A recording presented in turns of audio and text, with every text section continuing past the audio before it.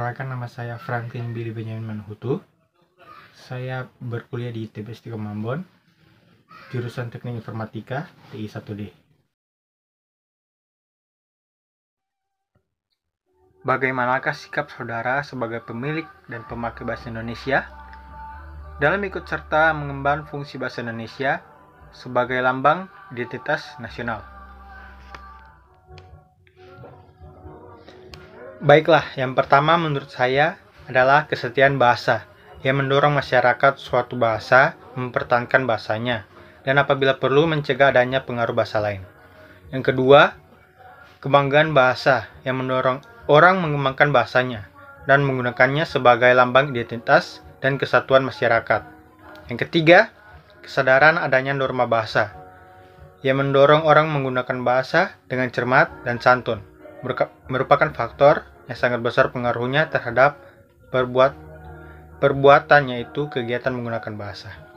Yang keempat, berusaha menambah pengetahuan tentang bahasa tersebut. Hal apa saja yang telah saudara dapatkan atau ketahui selama 7 pertemuan dalam kuliah bahasa Indonesia? Hal-hal yang baru saya ketahui adalah asal-muasal bahasa Indonesia itu sendiri, cara berbahasa dan penggunaan kalimat, dan tanda baca yang baik dan benar, dan juga sedikit teknik presentasi yang masih saya dalami. Sejarah bahasa Indonesia. Sebelum itu, kita sebagai manusia hanya mampu berkomunikasi sebatasnya, yaitu melalui mulut kita hingga struktur kita. Lalu kemudian otak kita berevolusi, sehingga lama-kelamaan kita dapat memahami hal yang lebih kompleks. Kita mulai menamai benda, makanan, hingga situasi bahaya menjadi suatu sebutan-sebutan simpel. Contohnya yaitu seperti tsunami, gempa bumi, dan juga lain-lain. Yang diteorikan berasal dari meniru sumber suara suatu tersebut. Bahasa pertama kali muncul pada 60.000 hingga 100.000 tahun lalu di Afrika. Bahasa itu lahir pada waktu yang sama dengan kelahiran manusia. Menurut hipotesisnya, bahasa pada mulanya berbentuk bunyi dan melambangkan suatu benda, hal atau kerja yang tetap di sekitar bunyi-bunyi tersebut dan dipakai bersama oleh orang-orang di tempat itu, menurut Brooks pada tahun 1975. Bahasa Melayu dipilih sebagai dasar bahasa Indonesia karena bahasa tersebut sederhana sehingga lebih mudah dipelajari dan dikuasai. Sedangkan bahasa Jawa yang jumlah penuturnya lebih banyak tetap tidak dipilih karena lebih sulit untuk dipelajari dan dikuasai karena kerumitannya strukturnya. Tidak hanya secara fonetis dan morfologis, tetapi juga secara leksikal. Bahasa Melayu dipilih sebagai dasar bagi bahasa Indonesia karena bahasa tersebut sederhana sehingga lebih mudah dipelajari dan dikuasai. Sedangkan bahasa Jawa yang jumlah penuturnya lebih banyak tetap tidak dipilih karena lebih sulit untuk dipelajari dan dikuasai karena kerumitan strukturnya. Tidak hanya secara fonetis dan morfologis, tetapi juga secara leksikal. Awal mula sejarah bahasa Indonesia yakni bahasa Indonesia lahir pada 28 Oktober 1928. Pada saat itu, para pemuda dari berbagai pelosok Nusantara berkumpul dalam suatu rapat dan berikrar: 1. Bertumpah darah, yang satu tanah air Indonesia. 2. Berbangsa, yang satu bangsa Indonesia. 3. Menjunjung bahasa persatuan, bahasa Indonesia. Ikrar para pemuda ini dikenal dengan Sumpah Pemuda. Unsur yang ketiga dari Sumpah Pemuda merupakan pernyataan tekad bahwa bahasa Indonesia merupakan bahasa persatuan bangsa Indonesia.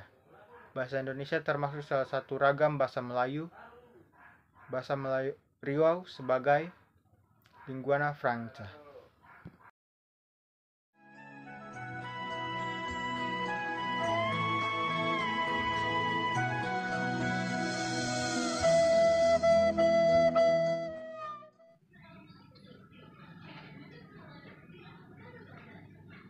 Hei, Pian. Pian, Ya, Pak. Ada bikin apa ini? Ada melukis. Ya ampun nih.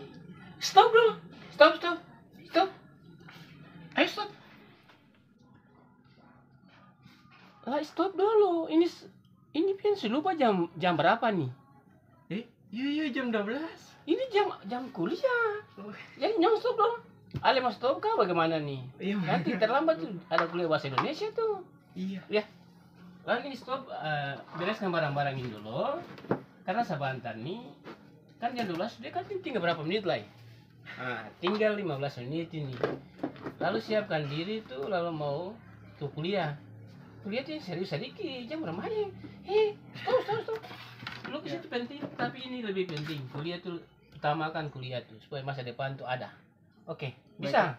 Ya, siapa? Nanti betul saya ingat. Ingat kasih? Ingat, Pak. Tolong.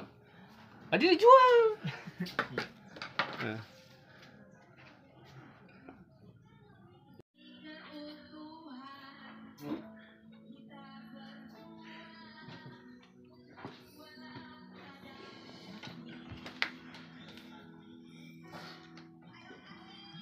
Nah itu bagus.